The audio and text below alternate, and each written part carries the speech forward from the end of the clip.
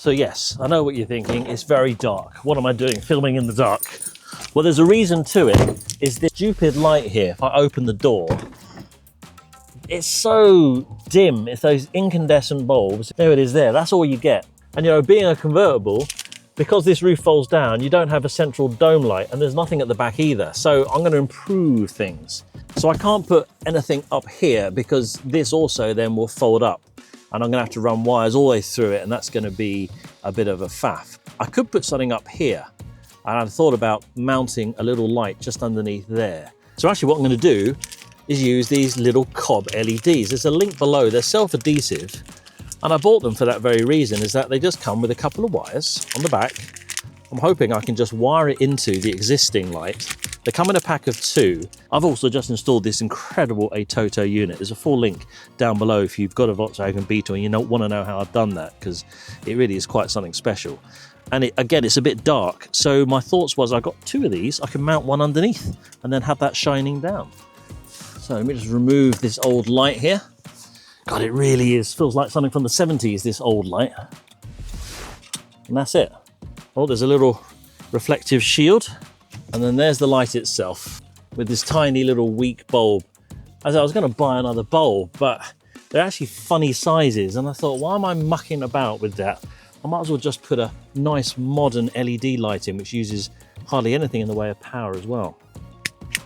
And you know how low current this is, simply because how thin the wires are. There's next to nothing in the way of electricity or ampage running through it. So I'm just going to wire this up, posi and neggy.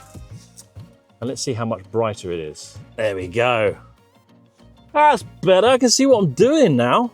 So I'm going to stick that underneath there.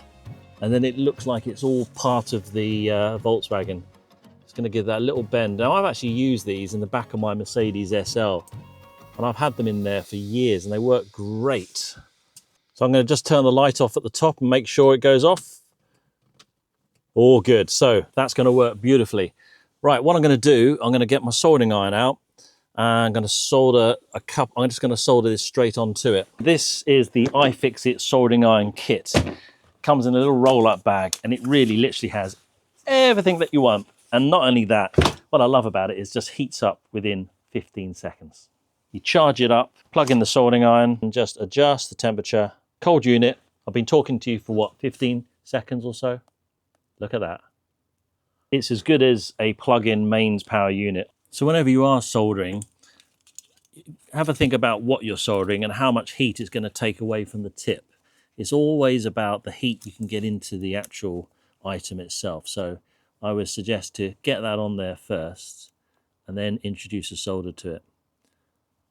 If it doesn't take, I've got some flux as well.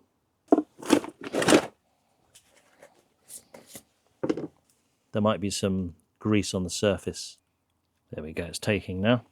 Lovely.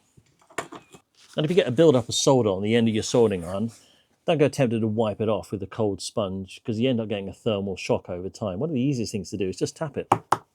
That's it. That's nice and clean, ready to go. It's always better to keep the end tinned than keep wiping it clean all the time. It will prolong the life of the tip. That's that all nice and secure on there now. As the wires are so fragile, I'm just going to put a tie wrap there just to give it a bit more rigidity. Right. That is that all secure. Just going to stick it back on the car. Sometimes I feel like throwing my hands up in the air. Right, that's it plugged back in again now. So let's open the door and see. It's daytime, it's daytime. What's going on? Woo! So what I'm going to do is just stick it underneath there like that. Then it's not going to blind you, but you've got all the light that you could ever want. Much better. So it comes with this nice little sticky pad. They're just the perfect size, these. There's a link down below for you. And being a COB LED, it will last the life of the car. Not only that, if you happen to leave your lights on, it ain't going to run the battery down because there's hardly anything in the way of current.